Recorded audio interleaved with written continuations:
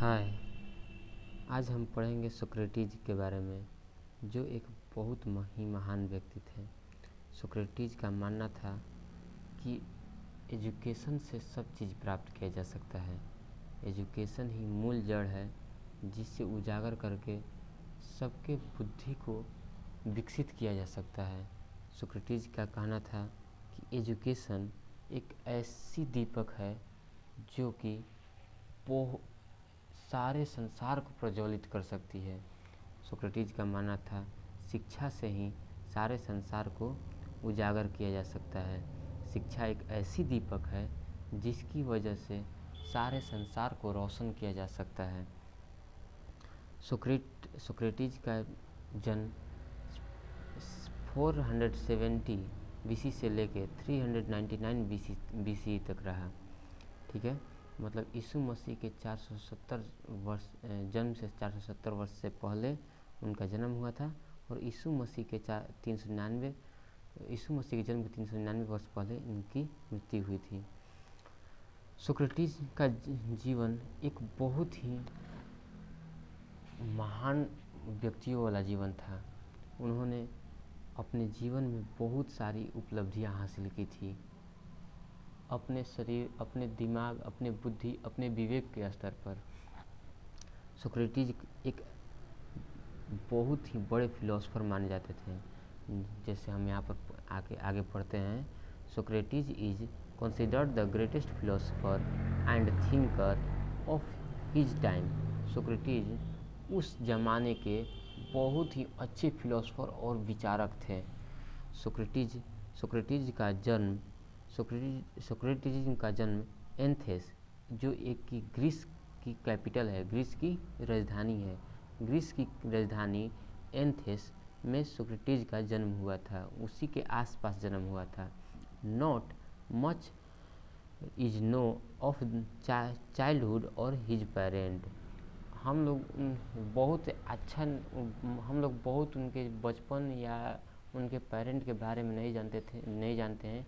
उनका बचपन कैसे बीता और उनके माता पिता कौन है, इसके बारे में बहुत खास अनुमान नहीं लगा पाया गया है, क्योंकि उन्होंने अपना कुछ बुक्स नहीं लिखे थे। जो भी बुक्स लिखे गए उनके शिष्यों ने ही इनके बुक लिखे, इनके विचारों को लिखे अपने बुक में। जैसे इनका महान शिष्य एक प्लेटो नाम का शिष्य था, जो इनके सभी शिष्यों में महान शिष्य के रूप में उभर कर सामने आया। He was a very popular teacher. यह एक बहुत ही मशहूर शिक्षक थे। जैसे शिक्षक का काम क्या होता है, बच्चों को शिक्षा देना, वैसे ही यह भी एक शिक्षक थे जो राह चलते व्यक्ति को भी शिक्षा देते थे, अपने विचारों को रखते थे और उन लोगों के सामने क्वेश्चन करते थे जो लोग अपने आप को बहुत ज़्यादा महान समझते थे, बहुत ज़्यादा ज्ञानी समझते थे।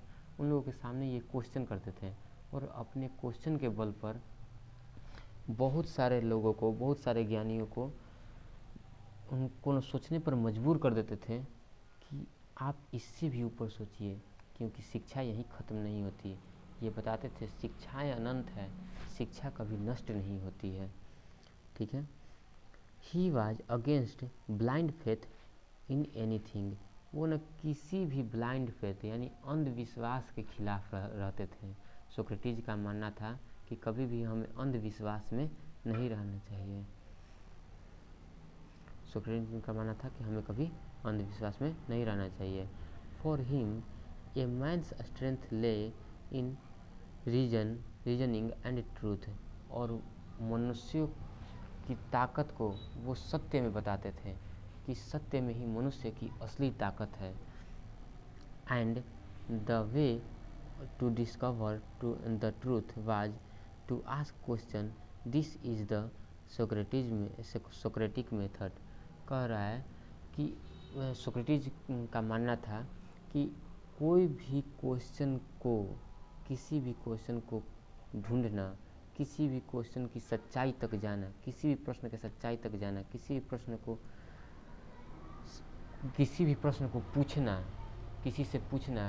अगर हमारे अंदर कोई प्रश्न उत्पन्न हो रहा है, जैसे एक छोटा छोटा बच्चा क्या होता है, हर एक चीज़ के बारे में क्वेश्चन करता है। जैसे माँ छोटे बच्चे को कहती है बाबू बाहर नहीं खाना चाहिए, तो वो पूछेगा मम्मी बाहर क्यों नहीं खाना चाहिए।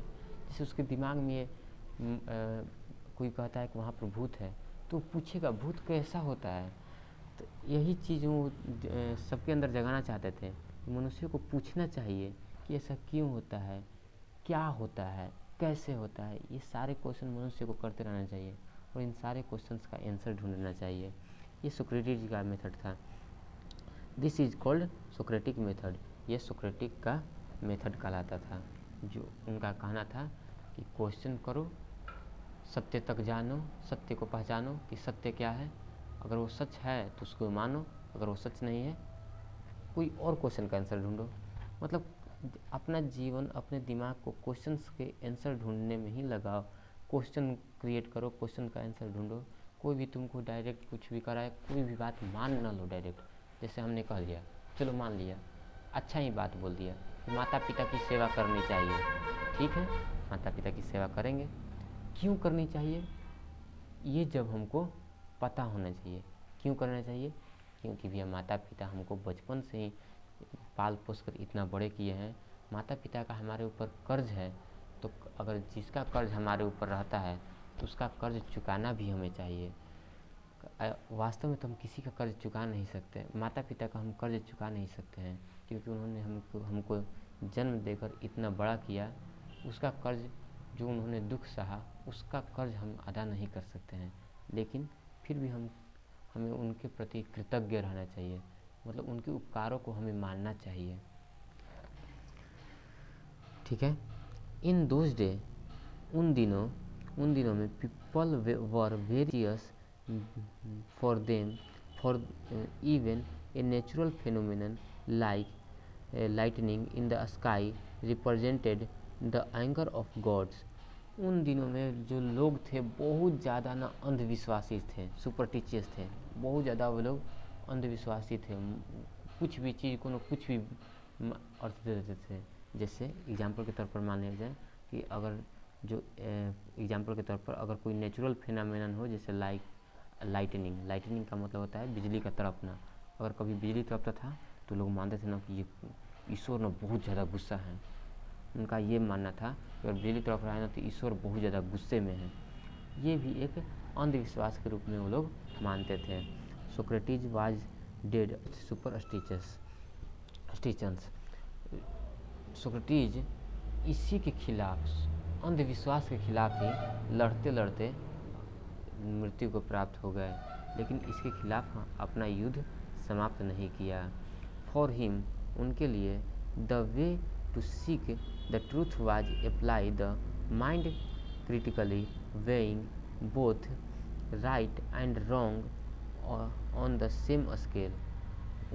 उनके लिए सभी लोगों का माइंड, सभी लोगों का वजन, राइट और रॉन्ग सब सेम स्केल पर होता था। जैसे एग्जाम्पल के तौर पर सोक्रेटिस जो थे वो सब में न समानता का भाव देखते थे कि सब हमारे पास न समान भाव में है, सभी लोग न यहाँ पर समान है। राइट और रॉन्ग को भी न एक नज़र से देखते थे कि क्या सही है क्या गलत है। अच्छा कोई गलत चीज़ हुआ, क्यों गलत है भैया? अगर कोई सही चीज़ हुआ तो क्यों सही है? सबको एक नज़र से देखते थे। ऐसे नहीं कि राइट जो है उसको ना बढ़ावा देते जाए, उसमें हम ध्यान ना दें कि ये राइट क्यों है। अगर जो कोई के हो सकता है कि एक बंदा आया, मान लीजिए एग्जाम्पल के तौर पर मान लेते हैं, चोरी करना गलत है। लेकिन अगर एक व्यक्ति, वो चोरी करना गलत कब होगा? जब एक व्यक्ति किसी को दुख पहुंचाने के मकसद से अगर चोरी करता है तो वो चोरी गलती है। ठीक है, अपने लोभ में कोई चोरी करता है तो वो चोरी गलती है। लेकिन ज़रा सोचिए, अगर एक पुलिस रेड डालती है किसी घर पर तो वो भी चोरी छुप के डालती है, तो क्या ये गलत है? नहीं, वहाँ पर भाव देखा जाएगा कि उसका भाव कैसा है। तो सोक्रेटिस यही बताना चाहते थे कि क्या सही है क्या गलत है, ये मायने रखता है कि उससे संसार में क्या भलाइयाँ हो रही हैं क्या बुराइयाँ हो रही हैं। इस पर डिपेंड करता है कि क्या अच्छा है और क्या बुरा है। ठीक है, आगे चलते हैं। Socrates method made the rulers angry. Socrates का मेथड जो था उसको लेकर ना जो रूलर लोग थे, रूलर यानी शासक, वो लोग ना बहुत एंग्री रहते थे कि यार हम लोग की सारी भावनाओं को ये तोड़ रहा है, सब संसार में ना अजीब अजीब चीज़ें फैला रहा है, सबको जगा रहा है। उनको लगता था ना कि वो सबको भड़का रहा है, ईश्वर के खिलाफ भड़का रहा है। लेकिन ऐसा उनका कोई सोच नहीं था। सोक्रेटिस का तो बस इतना ही कहना था कि आप समझिए, आप जिस ईश्वर की पूजा करते हैं, क्या ये वास्तव में आप जो कर रहे हैं वो सही है या गलत, ये बस कहना चाहते थे। अगर आपको लगता है ये सही है, आपको लगता है कि हम उचित हैं, तब तो सही है, और केवल लगने से ही नहीं, उसका आपके पास प्रमाण भी होना चाहिए। ठीक है। Socrates, they thought he was challenging their authority and misguiding the youth. उन लोगों को लगता था, वो लोग सोचते थे कि ये लोग ना क्या करते हैं कि यूथ को ना, जवान लोग, ये जो सोक्रेटिस है, ये जवान लोगों को ना भड़का रहा है, जवान लोगों का भविष्य भ्रष्ट कर रहा है। लेकिन उनकी ऐसी कोई मंशा नहीं थी, ये केवल राजा को लग रहा था। He was put on trial and asked to renounce his belief or face death। कह रहे हैं कि he was trial and asked to renounce his belief। इस तरह उन पर एक इल्ज़ाम लग गया था, सोक्रेटिस को एक इल्ज़ाम लग गया था। यह इल्ज़ाम था कि आप सारे यूथ को भड़का रहे हैं, तो इसलिए आपको सज़ा मिलेगा। तो आपके लिए यही सज़ा है कि अगर आपके पास ना दो ऑप्शन रखे गए हैं, या तो आप अपने बिलीफ्स को बदलिए, ठीक है, या अपना मृत्यु के लिए तैयार रहिए। तो उसमें से आपको चुनना था, उसमें से सोक्रेटिस को चुनना था। अगर वो चुन लेते कि हम अपने बिलीफ्स को ख़त्म करते हैं, यानी अब हम ऐसा नहीं कहेंगे कि किसी से क्वेश्चन करो, किसी को नहीं जगाएंगे, तो इनको जिंदा छोड़ दिया जाता।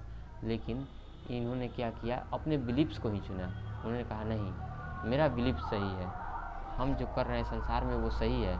लेकिन राजा का मानना था कि तुम जो संसार में कर रहे हो वो गलत है, लेकिन इनका जो मानना था वो करने का, हम जो कर रहे हैं वो सही है।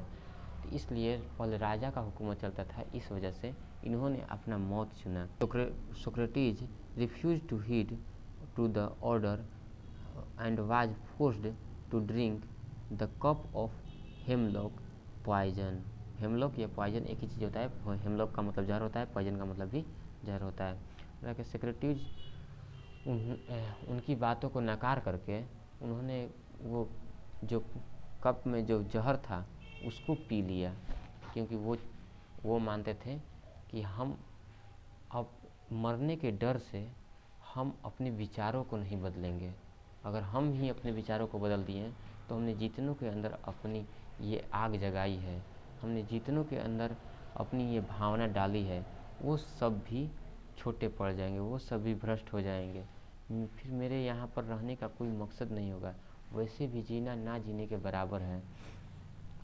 He gladly gave up his life and attained immortality। उन्होंने खुशीपूर्वक अपना जीवन को दाव पर लगा दिया, खुशीपूर्वक अपने जीवन को दे दिया, खुशीपूर्वक अपने वो मृत्यु को प्राप्त हो गए। लेकिन मृत्यु को प्राप्त होकर भी वो अमरणशील रहे, वो अमर हो गए। He has left no written